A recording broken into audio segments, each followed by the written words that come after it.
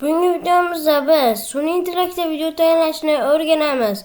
Mana videoni ko'rib olishingiz mumkin.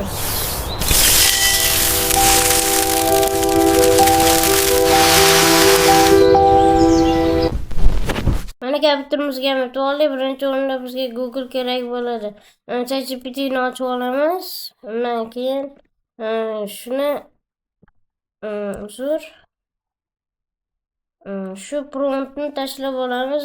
Albatta men Telegram kanalimni описаниеga qo'yib qo'yaman. Описаниеda shu linkni bo'lmasa hozir videoni to'xtatib yozib olsanglar bo'ladi.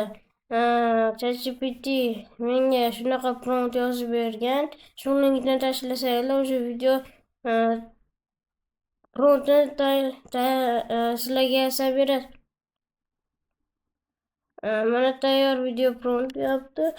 Shu linkni tashlab olamiz. Albatta bu Flow sayti.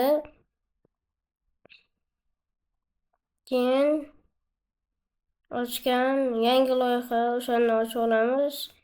Keyin o'zi ChatGPTga kirib turib shuni olib olamiz. Birinchi buni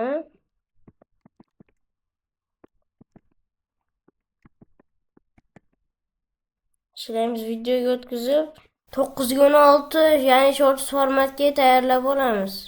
Moslab olamiz, keyin jo'natamiz. Pas kutganimizdan keyin bizga natijasini chiqarib beradi. Mana videomiz tayyor bo'ldi. Endi xohlagan videomizni CapCut dasturiga ko'chirib olamiz. Mana CapCut dasturiga ham kirib oldik. Videoni biz CapCut dasturiga yuklab olamiz. Sababi Gemini logotipi ko'rinmasligi kerak. Gemini logotipi agar ko'rinib qolsa reklama sifatida bo'lishi mumkin. Mana Gemini logotipi ko'rinmasligi uchun ozgina tortib olamiz o'zimizga. O'ylaymanki bugungi videomiz sizlarga yoqdi. Yoqqansa kanalimizga like, obuna bosib qo'yishingizni unutmang. Kanal rivoj uchun albatta. Sizga preview kerakmi? Unda bizga murojaat qiling.